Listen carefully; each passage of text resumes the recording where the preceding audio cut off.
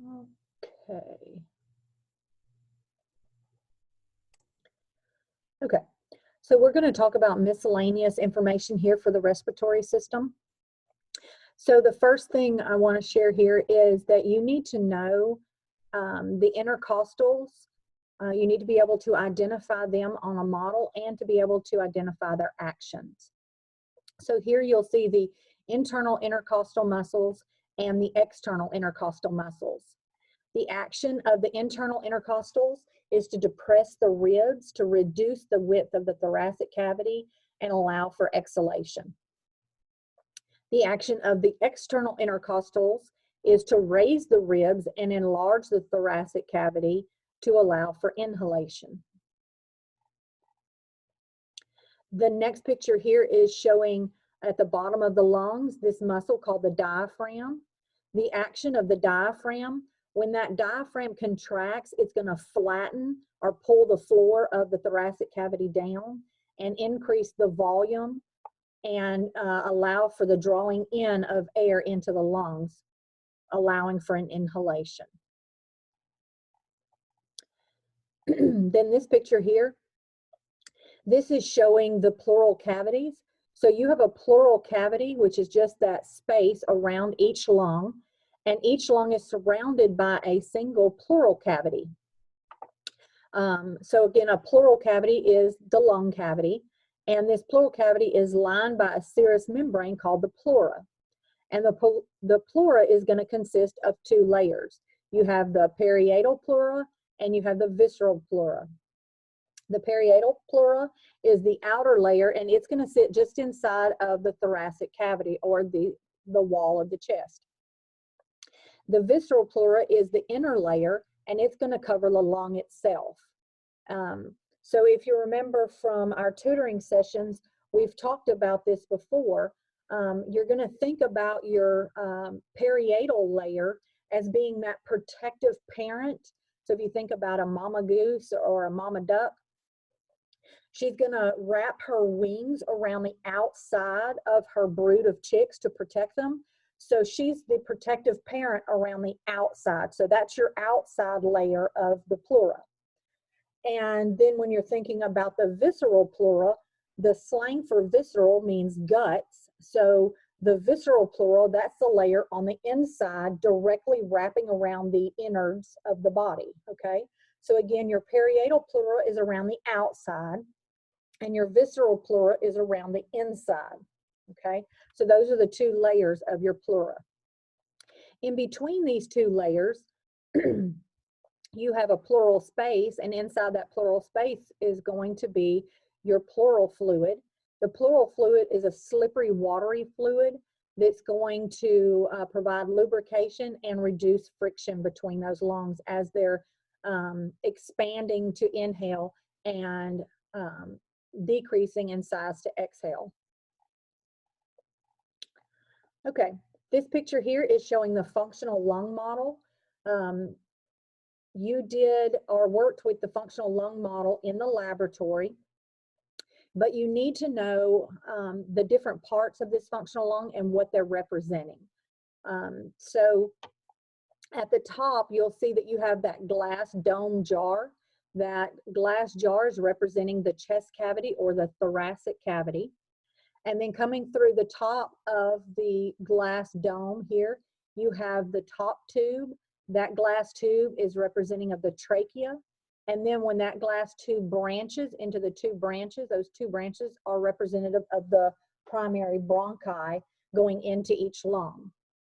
Then the balloons are representative of the lungs themselves. And then the rubber sheet at the bottom is representing the diaphragm. So again, make sure you can understand or identify each part of this functional lung and what it represents in the body.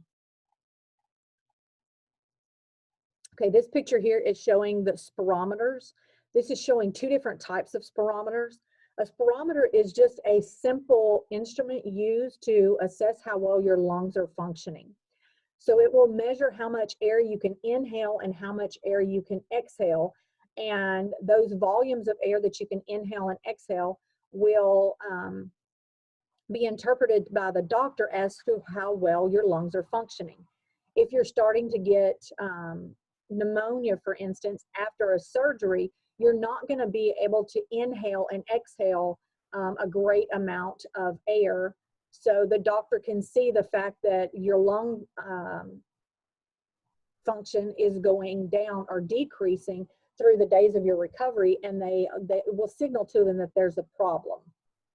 Okay, so be able to identify a spirometer and to give the function of a spirometer. Okay, the last thing we're going to look here is at the lung volumes or lung capacities. You need to be able to identify each of these volumes and capacities on a chart looking like this, and you need to be able to identify what each of these mean.